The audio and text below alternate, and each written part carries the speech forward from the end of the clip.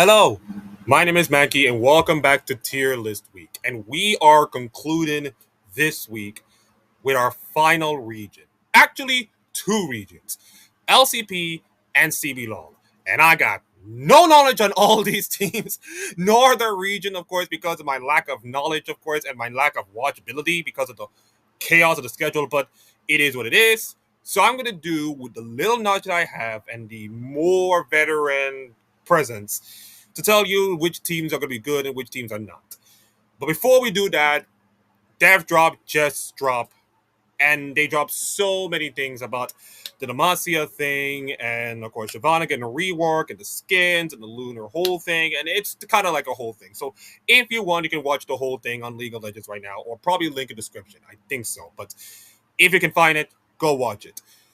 They also did a little briefly on the esports part of it, which is not as much, of course, to talk about it because I believe Worlds will be the same thing. I'll be the MSI will be the same thing in terms of format and in terms of all the kinds of things.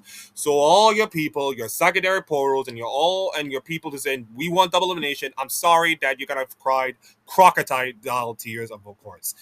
Like me, I want double elimination, but it is what it is. You just have to stick with what you got. Besides, if it wasn't for double elimination or single elimination, T1 would have won like 50 million world titles, of course, in their arsenal. So yeah, that's the way it goes. But they did give us some details. First off, March 16th to the 22nd will be the first stand in Sao Paulo, Brazil, at the CBLOL Riot Games Arena in Brazil. They got 8 teams, 2 from LCK, LPL, and 1 from the rest of LEC, LCS, CBLOL, and LCP. These are going to be best of 5. Now, we don't know what the format will be, but if I were to take a guess, considering how short this time is, I would want a double elimination group stage, of course, and to have like a double elimination bracket. So you got double elimination group stage, GSL kind of format, and then you got the GSL kind of thing for first stand. That would be cool. I think I want that, but it's their own hands, of course. Then MSI will be in Daejeon, Korea. We don't know the venue nor the time of this whole thing, but it'll be right around June-ish, mid-June-ish, I guess, at that time. But the real most important thing is about the Fearless Draft. Now, the Fearless Draft is not going to go away, but the last couple of months of Fearless, and with the exception of AL versus T1, Fearless have been kind of like, it's great. Don't get me wrong, Fearless is great, and I hope it here to stay. Like ARAM Mayhem, by the way, with overwhelming positivity.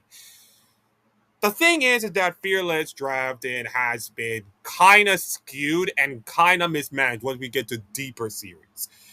So, Riot decided to do something about it, and it calls the first selection. Now, that means that teams that had the right side selection will now have the right of first selection, meaning could choose either blue or red or first or second in draft. Let's just give you an example. If, let's just say, G2 and it's G2 Fnatic, let's just call it the obvious. If G2 plays blue side, that means Fnatic would either have first selection or second selection. And if, G2 were to pick first, Fnatic would either have to go blue side or red side. And I think this is really important because of the amount of champions being played, the flexibility, the strategies, of course, that comes in. But, of course, they need some feedback and do all this kind of stuff. So, yeah, that is a massive change towards the League of Legends culture, especially of esports. Although, along with the role changes and the quickening of minions and dragons and Ruin Icon, all this kind of stuff. We already touched on the dev program, which, of course, it was in my video, of course, a couple of months ago. So, there is some, not saying happy-ish news, but there's some good news, of course. We got some good news in League of Legends. And unfortunately, we have to deep into the sad news about League of Legends because remember I told you a couple of days ago about RNG leaving the LPL and all kinds of stuff?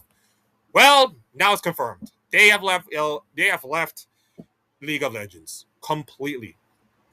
They have won 5 LPL titles, 3 MSI titles, reached the semifinals in 2017, and that's it. And let's be honest, it has been a brutal couple of months. Let's be honest. Because of the let's just say unprecedented financial and legal quagmire, former players suing the Chinese codes with unpaid wages, and retirements of key players, poor replacement decisions, and all this kind of stuff, contractual relationships and partners. There you go. That pretty much killed RNG.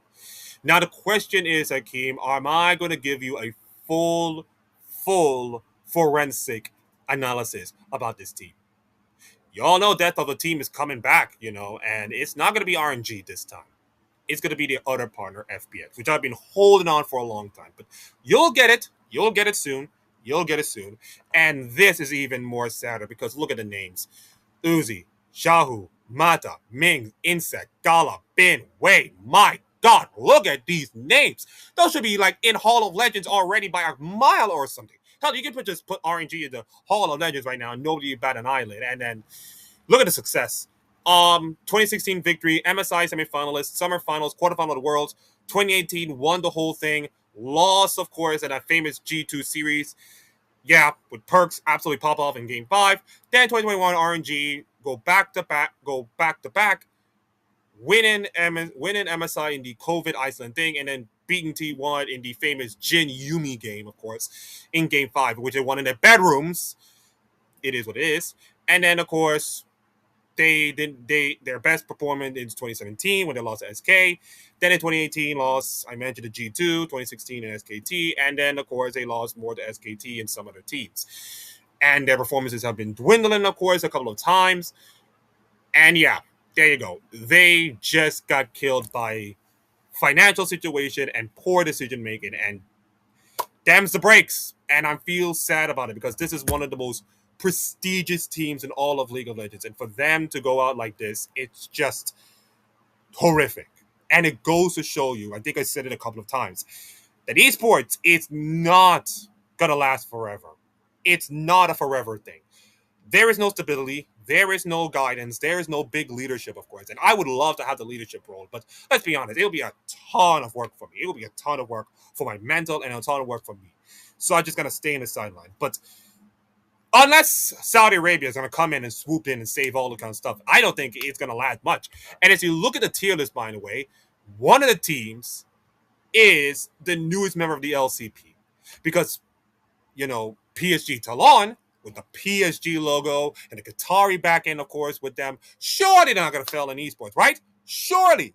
Well, unfortunately, because of their failure in payments, of course, not only their League of Legends team is out, but also their Valorant team as well. So even their Valorant team got utterly murked.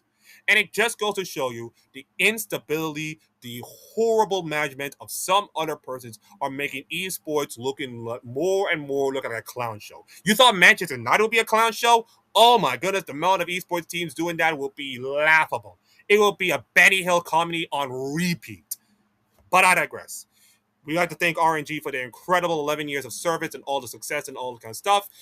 And God knows, I just thinking they should get a documentary or something. Maybe, listen, I would love to see an RNG documentary. It'll be like a 2-3 hours long, Oppenheimer style, and I would like to watch it and react to it, of course. So yeah, thank you, RNG, for everything. And now it's time for me to move on. Welcome back to the tier list, everybody. This is a double tier list special, of course. LCP and CBLOL edition. My knowledge is not great, but I will try my best to do so.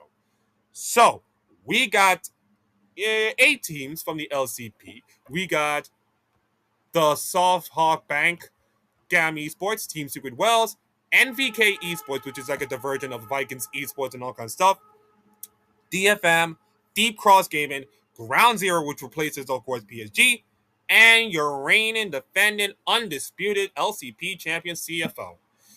Now, my knowledge of this region and the other region, of course, CBLOL is not going to be as great. So, you got to have to bear with me. I'm just going to go based on gut, and I'm going to go based on team lineup and dynamics and field. So, just give me a couple of minutes to sort this out, and we're going to begin in a couple of minutes. Okay, so these are all the squads, of course, that are taking place for the LCP season, and most of them are incomplete. Most of them.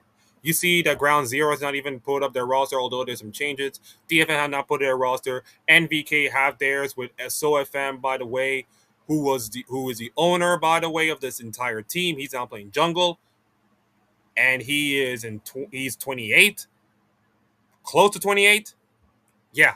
And you got Team Secret Wells not finalizing the lineup. But let's just say all the status quo from last year. Maybe there'll be some lineup. Let's just go with the ones that we do know. Gam Esports, Kaya, Ares, Artemis, Taki, and then the newest jungler to the Gam Esports, replacing the lovely, lovely veteran of Levi, Dark Dark. And I am not feeling good about this GAM Esports team. Like, we know, like, GAM Esports have been decent for a couple of years, but that's mostly Levi and Artemis and all these kind of something. But this is probably the year that I just feel like this is a mid team to me. Or let's just say they're good enough but not win the LCP. I think that's pretty much the status quo, of course. I just don't have a good feeling, of course, with this team. Now let's look at the other ones. SoftBank Hunks. We got Evi, we got Van, Ari, Marble, Vista, Corgi, and Maru is atrocious. And I feel like this is a mid to me. Or maybe the least crap. Or maybe 50 feet of crap. Maybe 50 feet of crap would be good. But I said least crap. You still have the veterans of Evi and Ari. You still have the decent players. But unfortunately, I don't know about... Oh, wait. I picked the wrong team. This is not DFM. Oh, no. Jesus. This is supposed to be SoftBanks. Yeah. SoftBanks right there. Decent. They still have a good team, SoftBanks, but I don't feel any good, of course. Deep Cross Gaming, Flanray, 665, Hongsu, Zhang, Xing, Fang, and Zhao Si. Decent players, of course. I think this is the newest team. Most of the veterans, again, Florin, Fang is still there, Zhao Jing, mostly Taiwan players. Shaoxi, I think I know Shaoxi a little bit. I don't have a good feeling about this team. I just don't have a good feeling about this team. Just put them in the 50 feet of crap already. And then you got Ground Zero, DFM. I don't see DFM. I don't see Ground Zero doing well. I think Team Secret Wells are decent, so I'm gonna put Ground Zero, DFM, and MVK as the 50 feet of crap. And that leaves us with the top two teams. You got Team Secret Wells and CFO from last year. Team Secret Wells have Bai, Warhorse, and Kisael. Bai is the only player in, but if we get the status quo, I think Team Secret Wells will run probably almost the same team as last year. And I think they're good enough to win LCP because if you look at CFO's lineup, you got Rest, you got Shadow, who used to play for BLG in the murky of junglers, of course. Pyongyang, Doggo, with popping off, and 2274 or 2274. I don't know. Chai and Wolala is going to be the coaches. This feels like a okayish roster, of course, but losing some of the players that have gotten you guys to the top is going to be really, really hard to do. I think they're good enough to win. I still think they're good enough to win. But to reach the heights that they did last year, make it to quarterfinals, make it far in MSI, it's going to be a huge ask. It's going to be a huge ask. So, unfortunately, I have no mid teams, of course. We got Deep Cross, MVK, Ground Zero, and DFM are my crappy teams. Least crap is the Hawks. The good but not good enough is going to be the GAM Esports. And then Team Secret Wells and CFO will be my teams to win the LCP. Okay, that concludes the LCP. So, in a couple of minutes, I will tell you about CBLOL. Right, we are looking at CBLOL right now. This is, again, incomplete, of course, just like the other leagues, but let's just pretty much go out right at the back. I look at Loud. This team used to be so good, but right now, yes, you got Redbird, but I just don't have anything to say about this. I'm just going to go mid for you guys, and that's it. Furia, the best team, of course, from last year, don't have their lineup, but I'm going to say they're going to keep their lineup and the way they've been performing well. I can see them as CBLOL Kings. Vivo Kia and Stars, they replaced Trimby with Kaiwing. Oh, Kaiwing. Very good support, of course, from the CFO Fine Oysters. Boyle, Desamas, Miro, and Martinez is still there.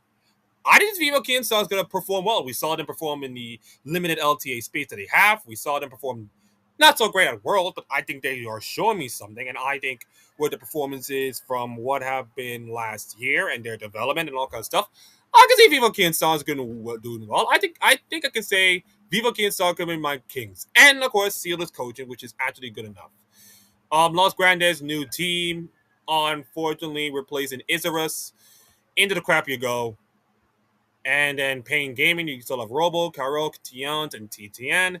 And Curry, no coaches, but I feel like this Pain Gaming is looking absolutely decent. I will put them as another team that I can feel like they can win the whole thing. I can feel like I can put another team. And Red Cannons, we have no changes. And Fluximo W7M, we got no changes. And Leviton, they got Defos, Bulky, NGs, CEO, Top Lop. I don't feel excited about this team. Into the crap you go. And Fluximo and Red Cannons. Maybe Red Cannons at least decent. Maybe, but I'm not sure. I think these two lineups are incomplete, and unless something wows me, I just don't see that. So I'm gonna put them not as crappy, but probably the least crap. So there you go. You got Los Grandes and Leviton being 50 for the crap, Fluxmo WS7 and Red Cannons being least crap, Loud the mid, and then you got Furia, Vivo Cancel, and Pain Gaming as my favorites to win the whole thing. And ladies and gentlemen, that concludes tier list week. January 14th is where all the League of Legends esports chaos will begin with the LPL, of course, with limited teams, but it is what it is. As for me, am I going to show you highlights and all that kind of stuff? Well, kind of, but I'm going to be doing more content-based things. And you can go sprinkle around some League of Legends if I have to, but that'll be for my brain to think about all this kind of stuff. So thank you all for watching. Like, comment, subscribe, and we'll see you all next time.